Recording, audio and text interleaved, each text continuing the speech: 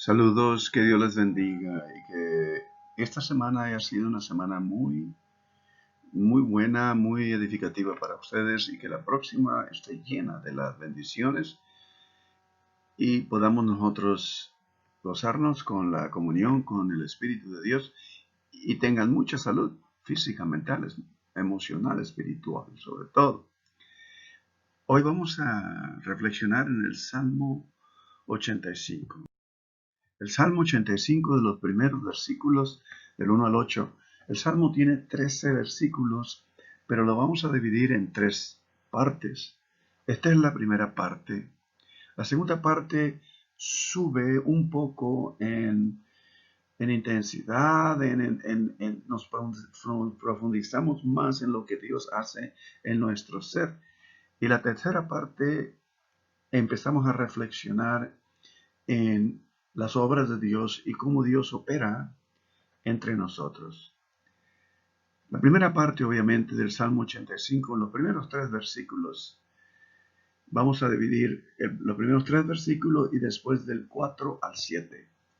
Los primeros tres versículos del Salmo, y yo tengo mi Biblia aquí, Salmo 85, los primeros tres versículos del Salmo recuerda al pueblo la misericordia de Dios. Este es un salmo que es un recuerdo en oración. Es una oración en la que se vuelve a recordar la misericordia y el perdón antes recibido. La clave de estos tres versículos es la frase segunda del primer versículo. Fuiste propicio a tu tierra, oh Jehová, volviste la cautividad de Jacob. Volviste la cautividad es una obra de restauración de parte de Dios. El pueblo regresa a Canaán. Esta es una oración en los tiempos de adoración, en los tiempos en el que el pueblo en toda la comunidad se reunía para reflexionar, recordar y elevar su oración a Dios. La expresión subsevit del hebreo significa regresaste, levantaste, removiste la cautividad. Cuando el pueblo se encuentra cautivo. Ahora, esto también se puede aplicar a nosotros, ¿verdad? Porque hay veces que no sabemos a dónde ir, qué hacer, y nos sentimos muy limitados. En verdad, es bueno recordar.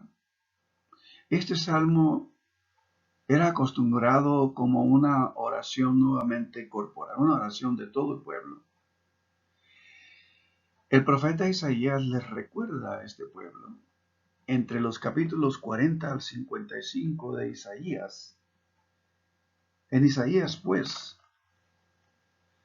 el capítulo 40, le dice al pueblo que su cautividad ha sido levantada. Dice el 40, versículo 1, consolaos, consolaos, pueblo mío, dice nuestro Dios.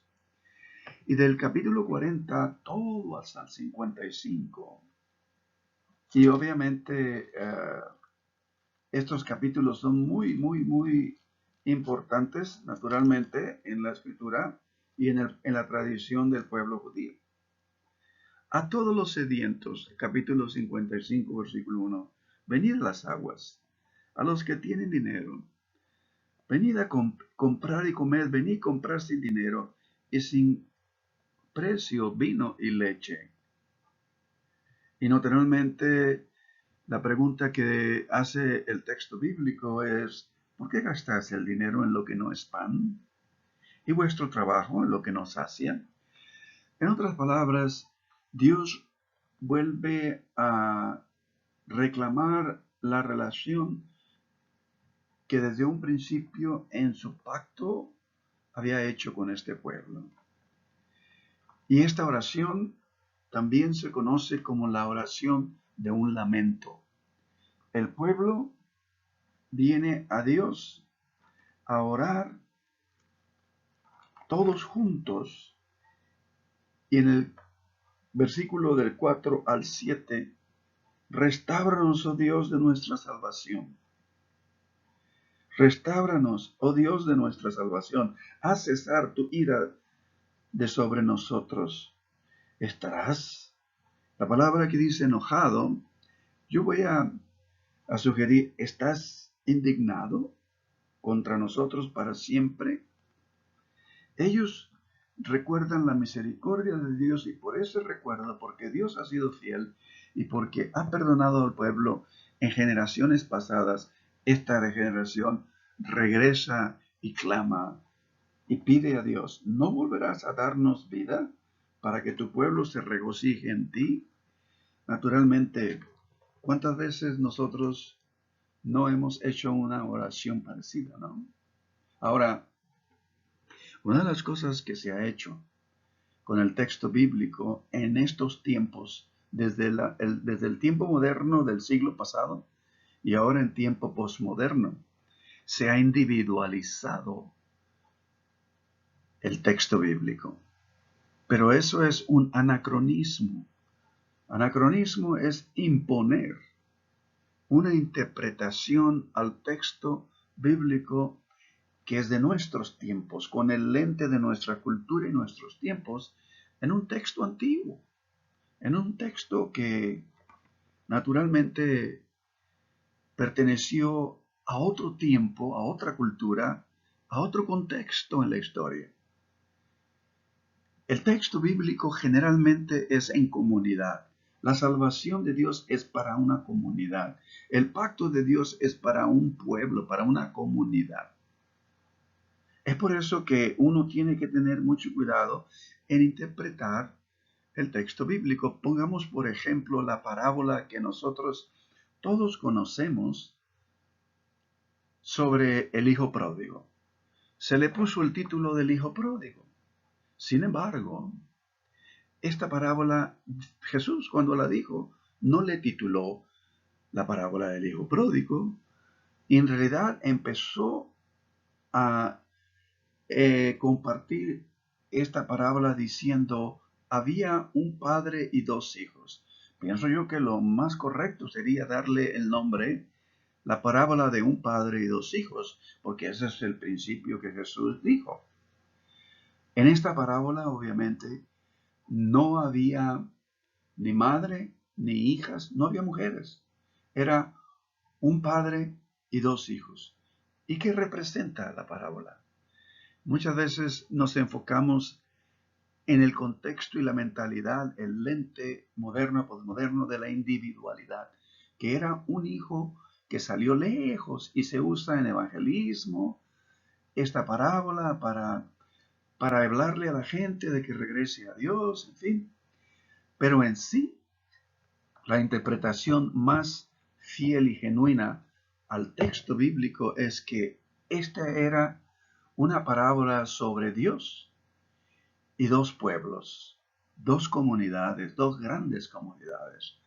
Una era la del hijo que estaba en la casa, que es el pueblo judío, que pertenecía a la casa, pertenecía a los pactos y a la relación que Dios había establecido con este pueblo, herencia del pacto que Dios hizo con Abraham, Jacob e Isaac. Y el otro hijo, el menor, el que sale de la casa, se podría entender como los gentiles, todo el resto de la población que estaba totalmente despegada, desconectada de la comunión, el pacto de Dios que Dios había hecho con el judío, y obviamente muchos simpatizadores vinieron a la fe judía a través de atravesar, adaptarse y entrar a la comunión de Dios entre este pueblo, pero eran dos pueblos.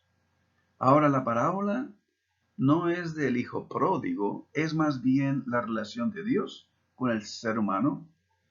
Vean ustedes, cuando el hijo regresó, el padre salió corriendo y lo abrazó porque lo amaba igual que amaba al hijo que estaba en la casa. El padre le da el mejor anillo. ¿Cuál es el mejor anillo? El que viene del padre. El padre se quita su anillo y se lo entrega al hijo. En el anillo está el sello de todo lo que representa esa familia con el que el padre sellaba los documentos importantes de toda comunicación, de toda correspondencia y de todo documento importante en los negocios de la familia.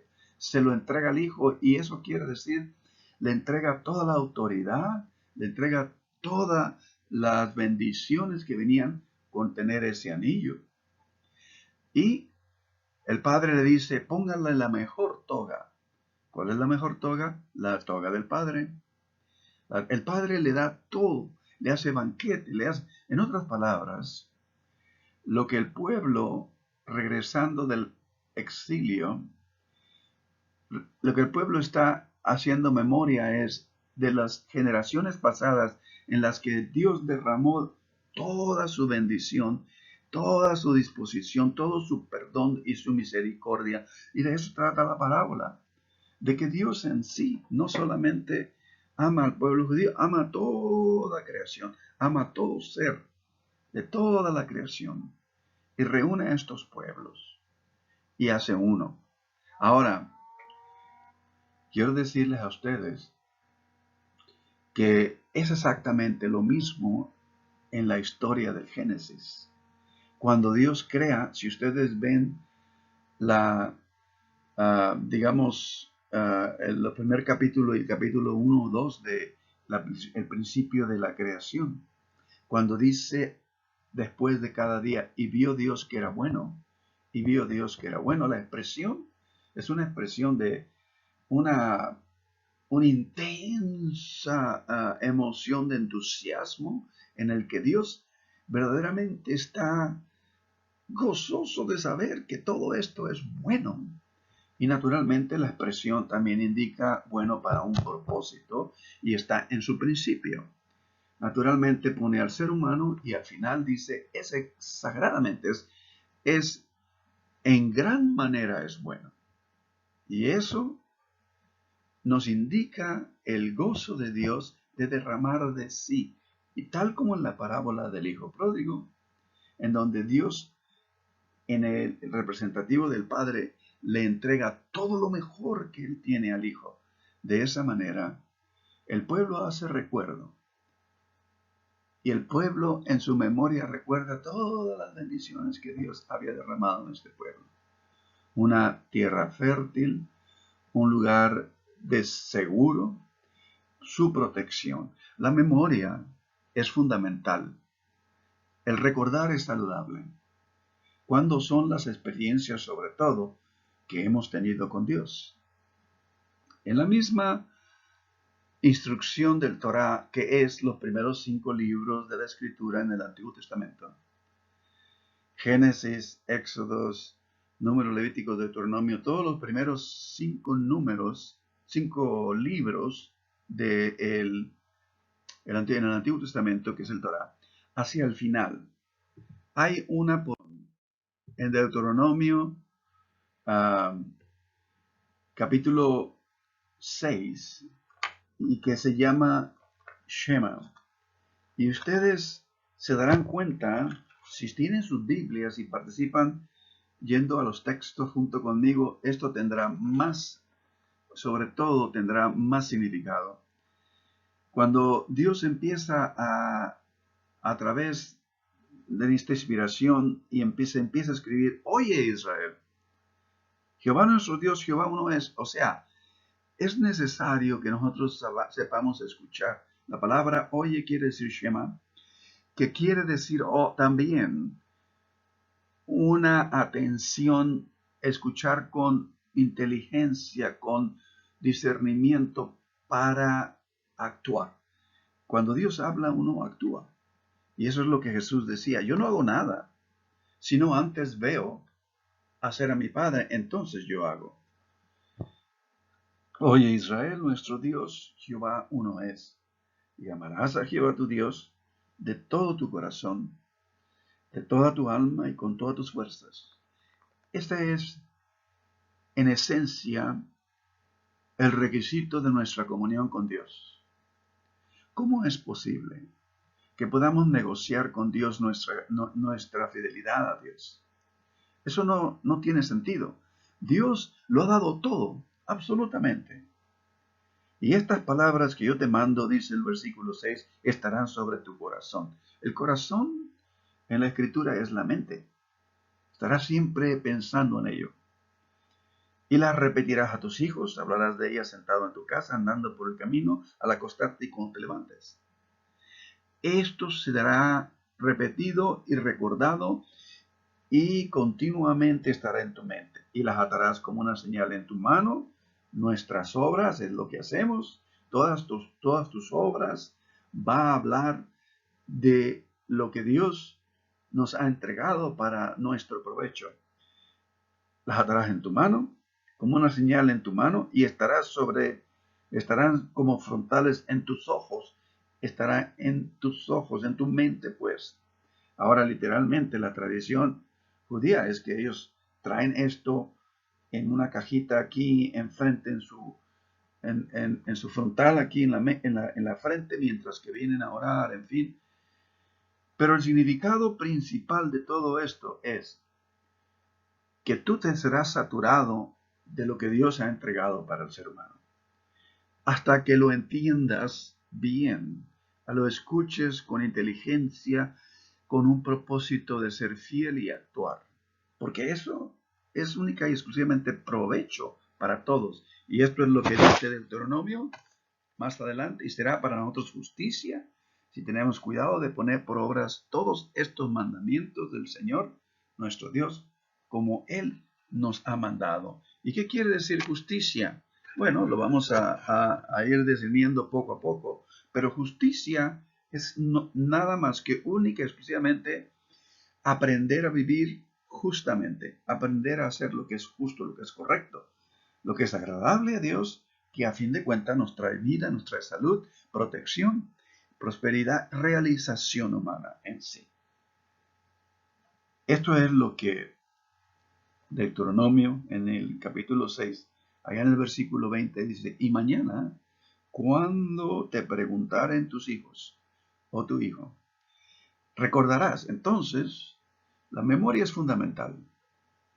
El recordar es saludable cuando son las experiencias que hemos tenido con Dios.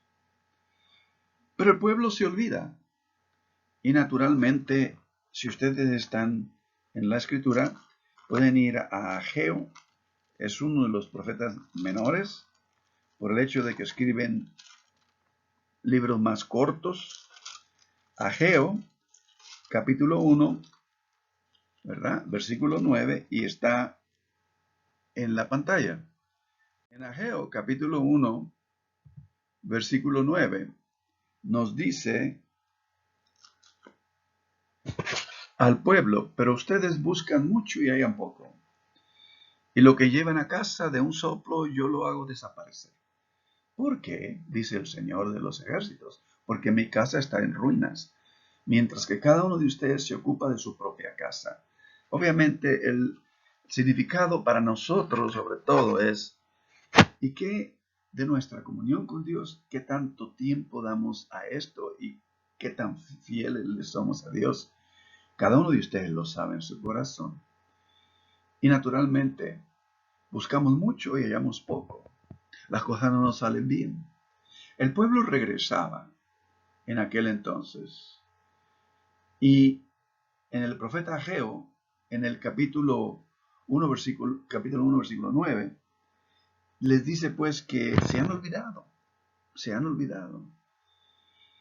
Y en el capítulo 2, versículo 9 de Ageo, Dios promete que la casa de este lugar, el lugar de reunión, el lugar de venir a la casa de Dios, viene a ser obviamente el lugar de bendición donde hay seguridad, donde hay abundancia, porque la casa representa naturalmente la comunión con Dios.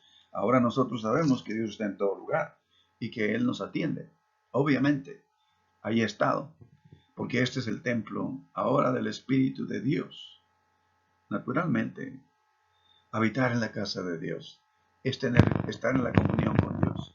Somos gente que olvida, somos olvidadizos. Tenemos que estar recordando para no dejar pasar las cosas por alto. Tenemos siempre que estar recordando. ¿Cuántas veces nosotros no nos encontramos en diferentes situaciones? Decimos, ay, si me hubiera acordado de aquello, mira nomás, yo hubiera hecho otras cosas. En fin, habitar en la casa de Dios. El Salmo, estamos en el Salmo 85.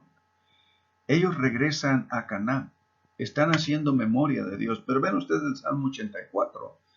Ahí lo explica en el versículo 1. Cuán amables son tus moradas, oh Jehová de los ejércitos. Anhela mi alma y aún ardientemente desea los atrios de Jehová. Mi corazón y mi carne cantan al Dios vivo.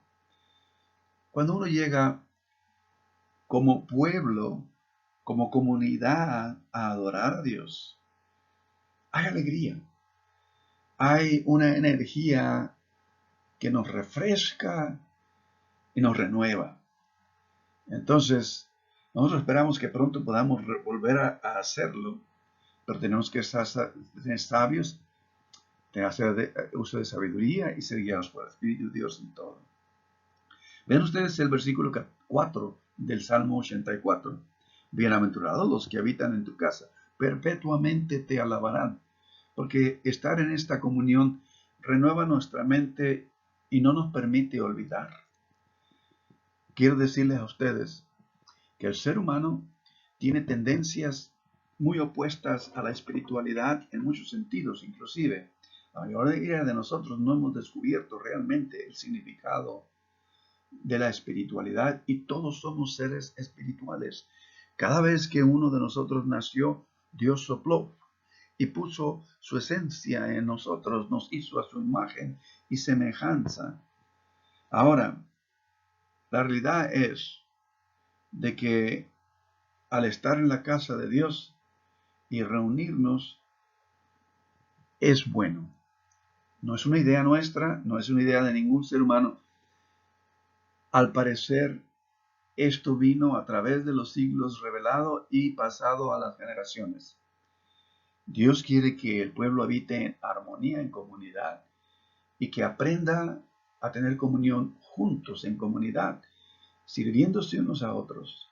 Acuérdense que el mayor mandamiento es vertical, amarás a Dios, y se refleja en lo horizontal y a tu prójimo.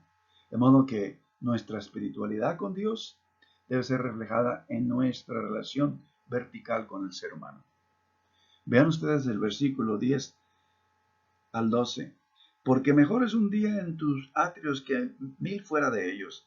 Escogería antes estar en la puerta de la casa de mi Dios que habitar en las moradas de maldad. Porque sol y escudo es Jehová Dios. Gracia y gloria dará Jehová. Nos quitará el bien a los que andan, no quitará el bien a los que andan en integridad.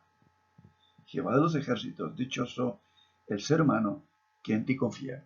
Quiero hacer una pequeña observación. Cuando la Biblia dice hombre, y lo hemos dicho varias veces, no es varón, no simboliza género, sino simboliza humano. Es antropos, del griego antropos, que quiere decir ser humano. De modo que está incluido ambos. Y de esta manera, lo que indican estos versículos, que es el fruto de habitar en tu casa, es que hacer el bien, estar siempre confiado, dichoso el ser que en ti confía. Y naturalmente tiene sus beneficios muy, muy abundantemente. Ahora quiero decirles, lo espiritual, en cuanto a lo de Dios, es muy opuesto a lo natural. Nosotros estamos más apegados a lo natural, a lo que vemos, a lo que oímos, y eso rige nuestro pensar. Quiero decirles, si uno tiene hambre en lo natural, en lo físico, come y se le quita el hambre. Pero en lo espiritual es al revés. Si uno tiene hambre y come, más hambre le da. Ahora, si uno naturalmente deja de comer en lo físico, pues se debilita y le da mucha hambre, ¿eh? Pero si uno deja de comer en lo espiritual, le da menos hambre. Consideremos estas cosas. Entonces veamos que en el Salmo 85 pues es conocido nuevamente como esta oración corporal de lamento. Entre los versículos 4 y 7 hay una voz, un sentir de lamento. Señor, Señor, restaura, oh Dios, nuestra salvación. El pueblo está quebrantado. Ha sido llevado a cautividad. Las generaciones que salieron a la cautividad perecieron allá en aquella tierra y los que regresan son nuevas generaciones. Pero entonces nosotros tenemos en el versículo 8, y hasta ahí vamos a reflexionar hoy. En el versículo 8 nos dice, una voz tal vez de un profeta o de un cantante del pueblo transmite las buenas nuevas de paz. Versículo 8 del capítulo 85 de Salmos. Escucharé, entonces dice, veamos, escucharé lo que dice, lo que hablará Dios. Escucharé, y es exactamente lo del Shema. Oíd Israel, oíd, Dios es uno, no cambia, es el mismo ayer, hoy y siempre. Su integridad está siempre absolutamente completa, perfecta. Dios tiene integridad, su fidelidad es para siempre. Dios no cambia. Y dice, escucharé pues lo que Dios ha de hablar, porque hablará paz. Y Dios hablará paz a su pueblo. Siempre ha hablado paz a su pueblo. Dice el cantor en el versículo 8, una paz que se extiende a todo lugar, de quebrantamiento, de pérdida y de dolor. Ahora, la palabra paz en hebreo es shalom. La palabra hebrea shalom es tan rica y completa que un solo equivalente en español o en inglés, cualquiera de nuestros idiomas actuales, no es suficiente para comunicar todo el significado de esta palabra. Shalom significa integridad, plenitud, equilibrio, así como paz en el sentido de ausencia, de hostilidad o ruptura. O sea que paz es armonía y restauración, es ponerlo todo de nuevo, ¿verdad? Equilibrio. Muchas veces nosotros, al hablar a las personas en el hospital, en la capellanía, siempre que alguien está ansioso por las noticias de que su ser amado está muy crítico, está en el cuidado intensivo y no sabemos lo que va a pasar la próxima hora o el próximo día, siempre una de las cosas que repetimos es, vamos a encontrar el equilibrio, vamos a llegar al centro y descansar. Descansar. Porque hay tal cosa como el descanso espiritual, mental, emocional, corporal. Jesús lo dijo así, venid a mí, los que estáis cargados y cansados, estresados, yo os haré descansar. Pero sus palabras siguientes fueron importantes. Aprended de mí, yo soy manso y humilde. Mi yugo es fácil, mi carga es ligera. Y esto significa que Jesús nos invita y nos dice, yo les puedo enseñar a vivir un estilo de vida en el que el estrés no les arruina su salud física, mental, emocional, espiritual. Y van a escuchar y van a encontrar descanso. Descanso para vuestras almas. En otras palabras, van a encontrar equilibrio, van a encontrar plenitud y sobre todo porque Dios no las está entregando. Tiene integridad. Dios es íntegro.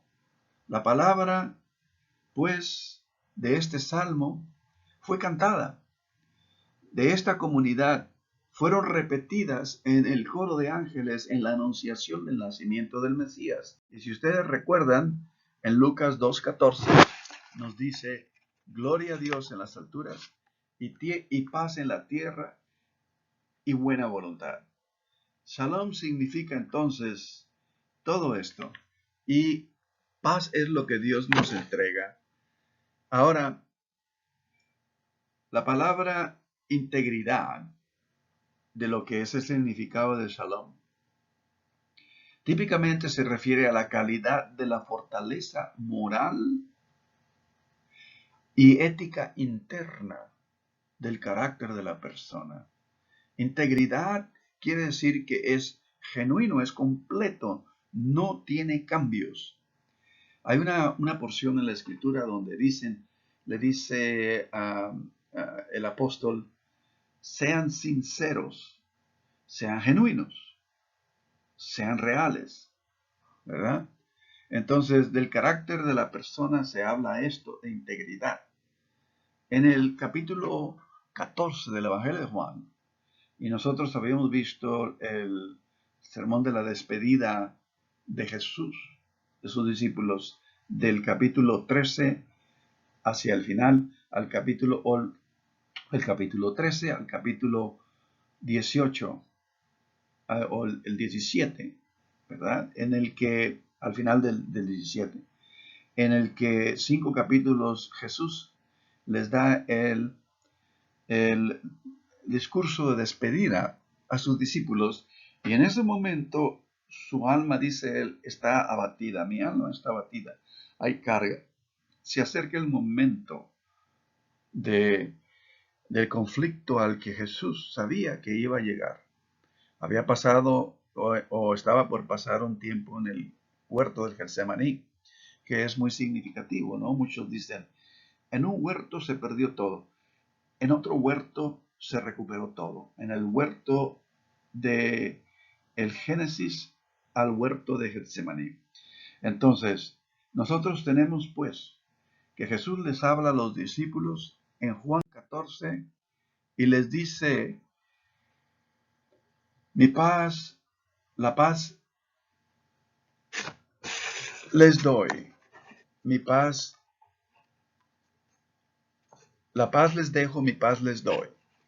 No como el mundo la da, yo se las doy a ustedes. Pero sin embargo, no turbe vuestro corazón ni tenga miedo. Naturalmente eran momentos difíciles. Y lo iban a perder todo. Iban a quedar solos absolutamente. De modo que tenemos nosotros que, en este caso, Jesús decide hablar de paz. Y nosotros hemos dicho en otras ocasiones, Jesús les habla de paz. 3 años con ellos. Día y noche, 3 años. Y no fue hasta los últimos minutos, los últimos momentos, un poco antes de que él partiera, ellos fueran separados por la prueba y la crucifixión de Jesús, que él decide hablarles a ellos de paz. Naturalmente, nos encontramos nosotros con personas acá en el hospital, familias con sus criaturas, personas con sus padres, con sus hermanos, en crisis por su condición de salud. Y nosotros decimos, la paz de Dios es real en estos momentos. La confianza en Dios es real en estos momentos. La esperanza en Dios es real en estos momentos. Porque verdaderamente hasta que nos necesitamos desesperadamente de esa fortaleza de lo que la paz de Dios trae, entonces nosotros experimentamos qué tan real lo es. Ahora, el cantante continúa. La confiada afirmación del cantante es que la salvación de Dios está cerca, en el versículo 9. Si ustedes ven, ciertamente cercana está su salvación a los ojos a los que le temen, para que habite la gloria en nuestra tierra. Si ustedes se darán cuenta, en el versículo 8 dice que Dios hablará paz a su pueblo para que no se vuelvan a la locura. Es el versículo que nosotros habíamos citado, muy conectado a Ageo. Buscáis mucho y no encuentras lo suficiente. ¿Cómo está? ¿Cuál es la condición en la que estamos viendo? ¿Cuál es en qué lugar de nuestra jornada nos encontramos.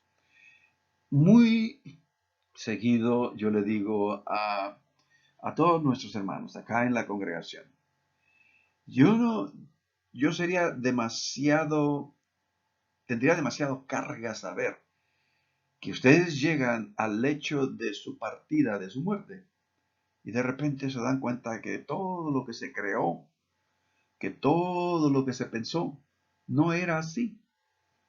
Y decir, oh Dios mío, pasé mi vida abrazando y entregándome a una fábula. Por lo tanto, es mi responsabilidad de poderles enseñar a ustedes real y justamente lo que el texto bíblico nos indica, de tal manera que sea eficaz en ustedes. Cuando ustedes prueban esto, ustedes saben que esta es la palabra de Dios. De modo que la palabra salvación en el versículo 9 es lo mismo que justicia en el versículo 10. Ven ustedes el versículo 10. La misericordia y la verdad se encontraron, la justicia y la paz se besaron.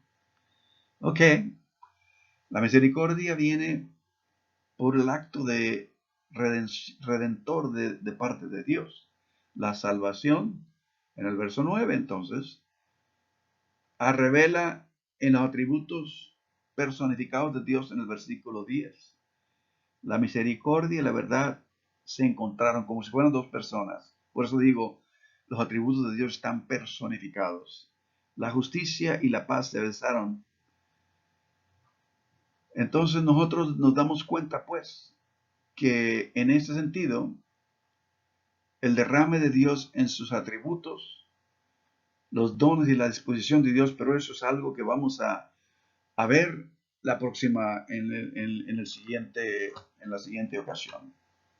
Lo único es que lo que quisiera ustedes compartir con ustedes, que en esencia la paz de Dios, la misericordia de Dios, todo esto viene, es un derrame de todo lo que Dios es.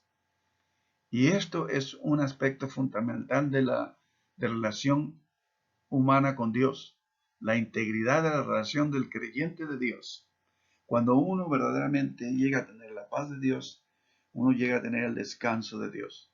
Esto es lo que el pueblo estaba ansioso de recibir nuevamente de Dios. Estaba dispuesto a escuchar. Dice ahí el versículo 8, escucharé lo que dirá Jehová, pero hablará paz. Y esto es lo que Dios hoy en este día nos habla. Paz, tranquilidad, de tal manera que encontremos nuestro equilibrio y podamos realizar, entender que la vida es mucho más allá de lo que entendemos y de lo que vemos. Que confiar en Dios es mejor. Que escuchar de Dios es mucho mejor. Y quiero decirle a ustedes nuevamente, un aspecto fundamental de la relación humana con Dios es la integridad de la relación del creyente con Dios, como de la misma manera en que Dios tiene integridad en relacionarse con nosotros. Siempre está la integridad en la relación con Dios, siempre está conectada con la integridad del creyente y con sus semejantes. Que Dios les bendiga entonces, y de esta manera nosotros quiero invitarles a que oremos en esta ocasión. Vamos a hacer lo siguiente. Vamos a poner un tiempo de reflexión, pensando, teniendo memoria de los tiempos de misericordia, de los tiempos de bendición, y luego hacemos una oración.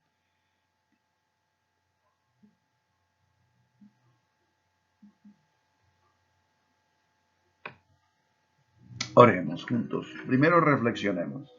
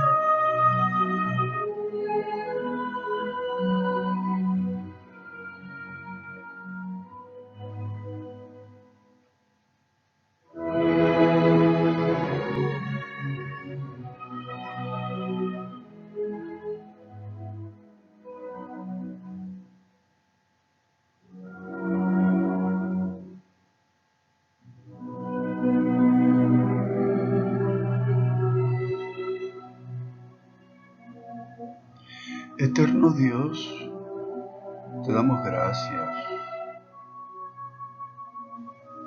porque eres bueno, oh Dios. Has estado con nosotros desde que éramos líquido en el vientre de nuestra madre. Ahí nos formaste, oh Dios. Y después fuiste con nosotros.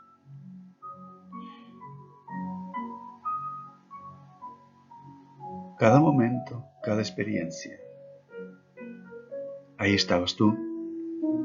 Aunque no hubiésemos pensado en ti, oh Dios. Ahí estabas tú. Los días que nosotros reímos, reíste con nosotros. Y hubo días en los que hemos llorado y tú lloraste con nosotros.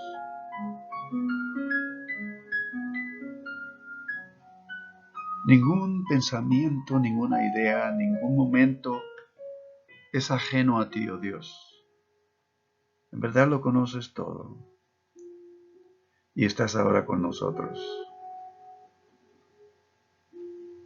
Y hemos aprendido también que no hay lugar donde tú no estás. Pero estás aquí, oh Dios. ¿Estás con nosotros? No porque puedes, sino porque nos amas. Ayúdanos a escuchar, oh Dios.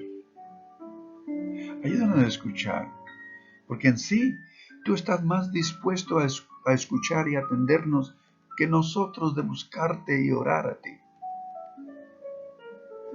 Ayúdanos a aprender a tener oído espiritual. Enséñanos esta semana lo que todo esto significa, oh Dios, por tu Espíritu. Guarda a nuestros seres amados y todo absolutamente.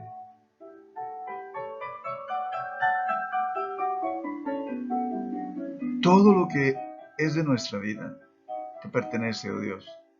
Enséñanos pues a vivir siempre en tu presencia. Danos salud física, mental, emocional, espiritual y a nuestros seres amados. Esto lo pedimos, así confiamos, así oramos, en Cristo Jesús.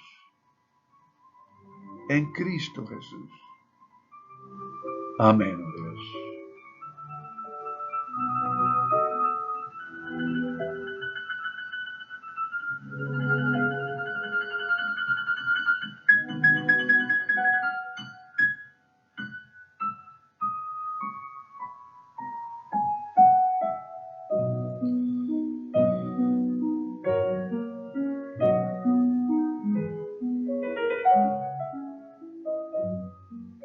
Amén.